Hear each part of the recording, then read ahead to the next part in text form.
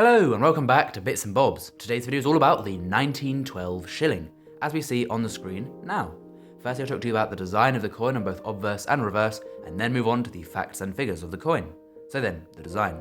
On the reverse we featured a crowned lion, and the lion crowned is stood on another crown which separates the date 1912. There is then an ornamental pattern / border around the design, separating the design from the legend, reading 1 shilling at the bottom, which is the denomination, and at the top, Fid Def Ind Imp. This is abbreviated Latin and translates to English as Defender of the Faith, Emperor of India, titles of George V.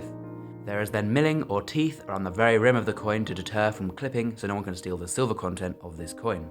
The coin also features a reeded or milled edge around the very rim of the coin on the side. Now we will flip the design over to have a look at the obverse of the coin, or the head side. And the head is the portrait of George V. This is the portrait of him done by Bertram McKennell, and the initials for Bertram McKennell, BM, can be seen on the truncation of the king's neck. The king is depicted facing to the left and is uncrowned, a tradition for kings on coins, after Charles II. The words around him is the legend, of course, and this is once again in abbreviated Latin, and translates to English this time as George V, by the grace of God, King of all the Britons, part of his titles. Once again, the coin features beading or teeth around the rim of the coin, and that deters from clipping, and the portrait of George V here by Bertram McKennell was the only one of him ever used on his coinage. There was no later portraits or updated depictions. And now we'll move on to the facts and figures of the 1912 shilling. The coin was minted at the Tower Hill Mint in London, where the Royal Mint was based between 1810 and 1975. The coin is composed of 0.925, which is 92.5% pure, or known as sterling, silver, as it's before 1920, when the coins were debased to 50% silver, and then later on in 46 to no silver.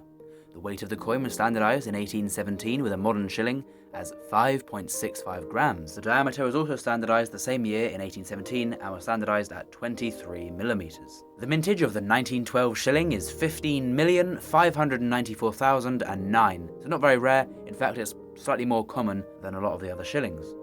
The shilling, by the way, is worth 12 pence. It's a 12 pence coin, and that would have been 1/20th of a pound sterling back in the pre-decimal money system. And back in 1912, 1 shilling was equal to £7.32 today. So the shilling had definitely a decent buying power and could have got quite a few things back in the day.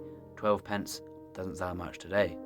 The coin was finally demonetised in 1992. For the years after 1971, it would have been used as a 5 pence, but when the 5 pence was downsized in 1992, of course, the shilling became obsolete and demonetised. So then, what is the coin worth today? What is the value of one in the collector market?